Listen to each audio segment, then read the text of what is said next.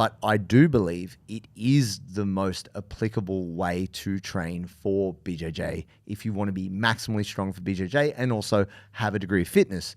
Because, hey, welcome, Bulletproof for BJJ podcast. It's a Q&A episode. I got to say, we've been getting some banger questions lately. Appreciate you guys sending these in. We've got 3 questions we're going to answer today. If you've got a question for us related to strength training, flexibility, your jiu-jitsu journey, or any other thing adjacent to any of that, get at us. Go to our webpage, bulletproofforbjj.com. Go to the podcast tab and just hit the little voicemail button there. Leave us a question. The beauty of it is that you probably want to know something that a bunch of other listeners also want to know. So True. This public forum is a great place to ask. You would hear us reference our program and the users of our programs in the podcast a lot. And something that's super cool coming up this year is some new programs that JT and I have in the works. Now, one of these programs is going to be headed up by one of the current elites of jiu-jitsu. We're not going to spill the beans on who, but you're going to find out in due course. I've actually been following a bit more of a bodybuilding style program with the guys here at the gym, and we're going to be dropping this at some point this year. So you'll be able to get on like a 4-day-a-week upper body strength program focused on mass gain. And then we've also got additions that we're going to make to the standards program and our mobility offerings. So I wanted to get you guys excited about that. We are always adding new stuff to the platform. If you want to get involved and start using it, you will have access to all of these programs as they become released. All you got to do is go to the App Store, download the Bulletproof for BJJ app, and you get a 2-week free trial. Don't got to pay nothing. Start training, get coached by us, and get frothy on all the sick programs coming your way. See you there. Let's rip into the first. This is going to be a familiar voice to some of you. a favorite, you might say. Hey fellas, it's Ben Hannawell here from the Facebook community. Listen, I asked this question in the Facebook Messenger group, but I'll ask it here for the podcast. It's about putting most of my time on the mat toward the end of the week and doing more of my strength and conditioning, but not all of it, in the beginning of the week. I was kind of just doing this naturally, and I was actually resisting it. But then over the last month, I just kind of dug into it, and I realized that the reason why I was probably doing it is because it gave me some time to heal from some of the little tiny injuries I might have gotten on the mats. And it's kind of like, I'm wondering, my question is, does this adhere to the principle of strength and conditioning stacking up the wood that you're going to burn on the mats? Or am I just kind of kidding myself and I should probably space out my mat time more evenly during the week with my strength and conditioning? Anyways, thanks a lot and have a great day. Fuck, I love Ben's voice. Great question. Great question too. Yeah, look, What do you think? I think the important thing is finding what works for you. And it sounds like because Ben has been improving a fair bit with his standards, he's getting he's a strong fella, but he's improving his mobility as well. If doing, 2 or 3 days earlier in the week lifting and then 2 or 3 days of rolling later in the week works for you, then it works for you. You can't speak against that. I believe the model of spacing out the rolling and the lifting is that they are kind of different stimuluses. So the idea is that by spacing them out, they get a break from each other of sorts. But no, I think Ben's had some experience doing some lifting. If it's working, stick with it up until it doesn't. Yeah. I think if that works and that enables you to lift and roll, do it. Yeah, I really like it. There's nothing sacred about these 24-hour cycles. No. And they're like, oh, you got to get this every day. Or it's just, but the 7-day period is a really good one. And so we kind of use it. It's a week. And it's like, if you can be getting your jiu-jitsu in and getting your strength training in on a weekly basis. So if that's how you partition it, I think that's great. Yeah. And you can even change it to and you talked about this before, Joe, that if you're doing our standards program, which is 3 workouts, that's the requirement, you can do it over 10 days. Yeah. If you choose to do that. So a 10-day cycle is 3 of those in a month. Yeah. If that makes Still sense. doing it. You're still doing it. And for some people, depending on how you recover, giving yourself a bit more room can be better. Yep. In terms of it allows you to deal with the stress of both and you're improving. And that is the key feedback. Are you getting stronger? Are you rolling better? If you are, then you've probably found your sweet spot. Ben, let us know how you get on with that after you've done it for a few months. I'd like to hear the results. Because I think that also everything has its season that your body will adapt, and then eventually it may have a degree of diminishing return when you need to mix it up. Not necessarily the exercises, but just the format of your week. Yep. Nice. Had a funny experience the other day. I got real thirsty and I didn't know why. And ladies and gentlemen, it wasn't because I was consuming large amounts of alcohol at my wedding. It was because I hadn't had any sody. It's crazy. I'm so used to having sody every single day. And it wasn't until I didn't have it, I was absolutely parched. I'm telling you right now, as a sponsor of today's show, sody hooks us up. Both Joey and I, we stay hydrated because we have the optimum level of sodium, potassium, and magnesium. It absolutely blows away any kind of Gatorade, Hydrolyte, any of that nonsense. If you want to make sure that you're hydrated to optimize your performance for BJJ, you need Sodi. Go to Sodi, SODII.com.au and use the code Bulletproof15 to get 15% off. Get yourself hydrated today. Next one coming in from Doug. What's up, Joey and JT? My name's Doug. I'm reaching out from northern Utah here in the United States. My question is, so there's a kid at our gym. She's like 12 or 13, but she's ginormous. And she winds up training a lot with my wife when she comes to adult class.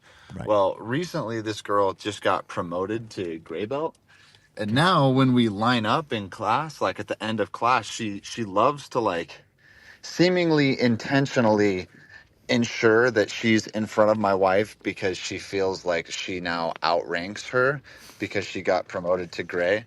And I just didn't quite know like what the etiquette is here, if we're just assholes for getting upset that like a child is trying to line up in front of her. But it's just, if she wound up in front of her, I don't think she would care, but she'll like purposely go to like the end of the white belt section because she seems to believe that she outranks my 4-stripe white belt wife.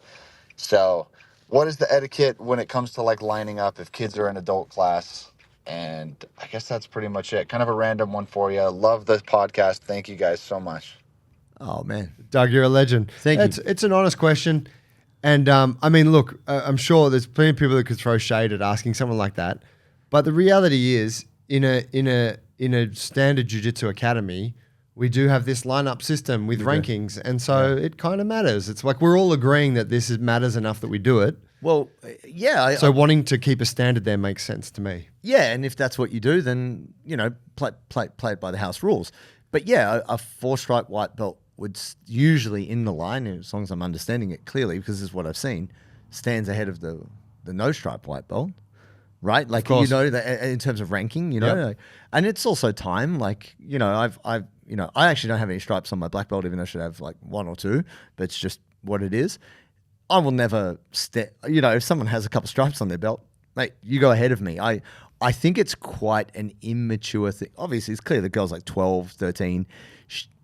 She just really wants to show she belongs and whatever, and that's like a kids game, right? But we fall into it. You got to respect that, though. No, I mean more that for your wife, I think, in terms of just dealing with this kid, maybe in the system, or maybe she's not. I don't know. It might be something to ask your coach. Well, yeah. I mean, let's just. I don't think a grey belt. If you're a junior, if you're in the junior belt system, I don't think that trumps. Even though she's in the adults class, kids will still stand at the end of the line. Yeah, see, I don't know about that because because a grey belt is a promotion, right? Yeah, like you've gone for it, you start at white and then you get a grey. I think it depends on the school. Like, no, you're right in saying that. Yeah, that is a promotion, but so is that not the kids? But like she's the kids' still equivalent of a blue belt? Maybe, I don't know. I actually don't. I don't understand. I don't know the kids' belt system well enough to say. I think, Doug, that you actually maybe need to ask the coach. Is, you know, and at the end of the day, can your wife, even though you know it might be tough because it sounds like this kid's a bit of a juggernaut, can your wife submit that kid, choke that kid? It doesn't matter where you are in the line. If you're submitting them on the mats, happy days. Yeah, I'm seeing here, right, like white, grey, yellow, orange, green, and there's like 3 different. Yeah, it's I would think It's a grey area. And there you go. I would think that it probably is she probably is further ahead than a white belt. No. But his wife is a 4-stripe white belt. No, I get that. I don't think a grey belt. I see what you're saying. I don't think she's almost a blue belt. But do they not have a grey belt in kids class is not higher than almost a blue belt? Do the math. No. No, but it might actually It's not be. comparative. It's confusing because she is a kid training in the adults class. And depending on how you perceive it. But the white belt is you've never been You're a 4-stripe white belt. know, It is not. But you've never been given a belt. You've just got the belt that you No, but default that she's you get. been promoted because within the adult class, she would be higher than a grey belt. She would be, it's not comparative. I would take it this way. Clearly, this is a big one. It's going to tear the internet apart. Can we get If an I was the BJJ coach, App, if I were somebody or other get someone to weigh in on this? who really cares about belts. Look, I don't care. Look, if it's my class and I thought that maybe there was a degree of rudeness or because I don't like there to be tension between students in a class, I would just get the younger to just stand at the end of the line and just be like, bro, you're getting ahead of yourself here. But maybe that's too old school. Maybe that's silly. But essentially, you have been privileged to train with the adults. You shouldn't kind of get out of pocket. I think that the behavior sounds rude. People might say I'm wrong in that. It may not be out of pocket though. It might be her absolute right to stand there in front of a 4-stripe white belt. Nah, we're saying we don't know. If it is the case, if it's the case that it's not, Joe, then yes, let me give an unqualified opinion. Then it is. Then can stand there. Yeah, but then that's on the coach to be like, oh, hey guys, be clear. You're here. Yeah, it's also a bit of a silly game, right? I got this at a graduation ceremony. Wow. You got yours with the starter pack. The wife may have received many of her stripes. A Christmas special. This was earned. What, the 4 stripes weren't earned? You can't say that. It's not as though she's just a white belt. Who knows? I'm sorry, Dougie. I mean, we don't know how long your wife's trained. Clearly, she's dedicated. I think I wouldn't say that you're jerks. I think it is worth questioning. And at least for my money, you need to get some clarity from your coach. Yeah, I think it's a very valid question and very valid to be concerned because the fact you don't know. Well, we get asked to value this thing. Yeah. And most of us do, right? And so then if we value it, then it matters. It matters who stands where. Yeah. And that's why and that's why in an adult class it's very simple. Most of us understand where to stand. Yeah. But yeah, and this is a delicate scenario. It is, but look at the early stage, especially when you have a juggernaut child, because I've been in a gym where we had a kid, Hugh, come from the kids class, and then he'd been in kids class since he was 8. And by the time he's 14, he's wrecking shop in the adults class. Oh, we all know him. And so, Hugh, and so that's the tough thing. I believe that, wherever you sit in the hierarchy, as long as you're happy with where you are for your level, where everyone else stands doesn't matter. If your wife feels unacknowledged or unrecognized or not properly respected, then that is something that needs to be raised with the coach, because of maybe someone else's behavior, It should be explicitly stated. Yeah. So then it can be clear, okay, yep, you can stand there or don't or whatever. I would just beat her up on the mats. Yeah, that solves it for sure. Yeah, just respect. That's a great solution. You can stand over there, but I'll choke you out every time. It's fine. That's the truth. That's the truth right there. Ladies and gentlemen, you may know me as a partial and unbiased, objective voice of truth. Or maybe you just know me as a very biased, opinionated person. But I can tell you without equivalency that the best online platform for learning BJJ is Submeta. Why do I say this? I was on the internet. I saw people doing K-guard stuff. And I was like, that looks a lot like some Lachlan Giles action. How do I know? I trained with Lockie and I also use Submeta. And on Submeta, Lockie will break down all the ins and outs of the K-guard. I already know that stuff because I learned it from the source and then I backed it up with my online learning. Now, there's not just K-guard on there. Submeta is the most comprehensive online platform for you to learn jiu-jitsu, whether you're just starting out as a white belt or you're an expert competitor at black belt. There's something in there for everyone, and it's structured in a way that enables you to remember it. So when you go to submeta.io and use the code Bulletproof16, for every first-time user, you will get $16 off when you sign up. And I cannot recommend it enough. It's the best. Question number 3 coming in. Anonymous here. Let's see what we got. Sorry, that probably didn't solve anything. Sorry, Doug. Hey guys, so my question was kind of about this time JT's been spending with Strongman and how he thinks it's translating over to his Hanging out with jiu-jitsu me. training. That's strong. To me, I've always kind of felt Strongman probably had the most carryover compared to other types of training, like a CrossFit or a powerlifting.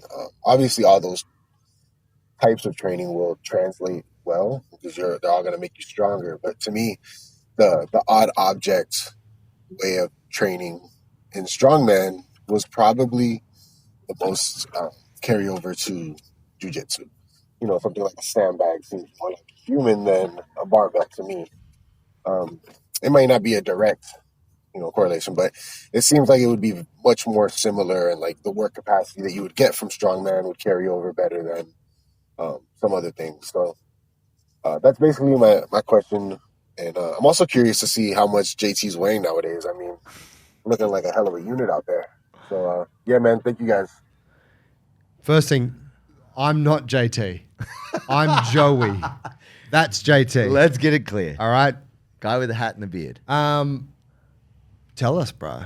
Well, okay, so let me be very clear. The reason why I have pursued this strongman thing is it's more fun than, say, just strict powerlifting or just, lifting kettlebells infinitely. But I do believe it is the most applicable way to train for BJJ if you want to be maximally strong for BJJ and also have a degree of fitness, because you have to do carries. I think this is the biggest thing I've learned from Strongman, which is really underestimated and not practiced in many other spheres, even though they do it in CrossFit. There's, elements of that. Picking up a weight and carrying it is way harder than picking a weight up and down multiple times. Don't get me wrong. Shout out Olympic lifters. They're all very capable. But in terms of work capacity, which was a big thing that was drummed into me from my old Russian coach at FIM, you're looking at how much work can you generate in an amount of time. And jiu-jitsu is kind of similar in that way. You've got 5 minutes, who can outwork the other person. When I was doing strongman training for conditioning, which was like tire flipping, clean and pressing with the log, stone ladders, like you do have to sprint. Like if you carry a sandbag, you sprint back and then do a wheelbarrow. And then the thing about it is unpredictable. I think this is the thing that part of the reason why people love powerlifting is it's set. Squat, bench, dead. That's it. Strongman is not always like that. There's going to be some kind of squat or some kind of deadlift, but they might just make you do some weird shit. And then you got to just deal with it. So this does require more athleticism, even though you need a base level of strength. At the moment, I would say I am stronger than I am fit, but my basic level of conditioning is okay. What CrossFitters have above and beyond everything else is they have an anaerobic conditioning, which is incredible, which is pretty unmatched by most sports. You get a top-level CrossFitter. Gas tank. The gas tank's incredible, right? Similar to MMA athletes. But what I'd say is you can really, if you are that much stronger than your opponent, you can just absolutely stifle them. Even if they're really fit, you can wear them down. So it has been helping me. I haven't been doing enough jiu-jitsu in truth, but I'm just exploring the strongman thing. And it's great. And I would hate to admit it, but right now I am almost 100 kilos. Oof. But I had 5 or 6 days after my wedding of doing nothing. Before my wedding, I was 94. I'm now 99.9. I didn't realize till yesterday. I stepped on a scale and I was like, oh, as soon as the ring went on, poof, just blew out. No, it was like a lot of drinking and eating for days at a time without much exercise. So, yep, bit heavy, but when I compete in strongman, I will compete under 90 kilos. Right. So you cut for that? Yeah. Well, I mean, I'll get my weight back down under 95 to 90, like 94-ish, and then a little bit more. Yeah. But this is what I wanted to say. Part of the reason why I really admire strongman is stones. When you see someone lift a stone, the triple extension involved in stone it looks like someone doing a suplex. Yeah. And a lot of crossover training for stones is sandbags. And the grips that you make are far more similar to no-gi grappling. And that's why I've always enjoyed it. It's kind of like a dodgeball. If you can dodge a wrench, you can dodge a dodgeball. If you can clean a stone, or if you can triple extension a stone, you can suplex a human far easier. Right. So there's a rawness in the strength. I feel in some ways it's less technical, but I think that's actually a value, because if you have crazy raw brute strength, it will help your grappling. So yeah, man, I mean, I probably have to do a bit more grappling to know if it's helping me right now, but I'm getting a little bit stronger, thankfully. But yeah, thank you for asking. I would encourage you, if you're someone out there, strongman as a sport for men and women is getting more popular because they've introduced more weight categories, similar to jiu-jitsu. So you don't have to be the mountain. You don't have to be Hafthor Bjornsson to be a strongman. A strong woman, you can be 60 kilos and do it. But the power to weight ratio is crazy on some of these folks. Yeah, I just saw a gentleman, a couple of gentlemen actually break the world record for stone lifting at under 90 kilos. Oh, wow. Yeah, 206 kilos stone, something like that. 210 kilos. It's pretty I could do that in my warm-up. amazing. You should, Joe, please. Weekends are busy for me these days. You know that. Dad life, it's tough. Hey, who shows up to the competition, you know? Hey, Not a true reflection of everybody. what's really out there, yeah. Yeah. Born to be the strongest man in the world, relegated to tending lawns. Fucking here we are. Thanks for your questions. That's so good. Yeah, sick ones today. Hey, guys, leave us a question for the next episode. Go to bulletproof@bjj.com, hit the podcast page, hit the voicemail button, leave us one. We'll answer it on the next one. We appreciate you guys.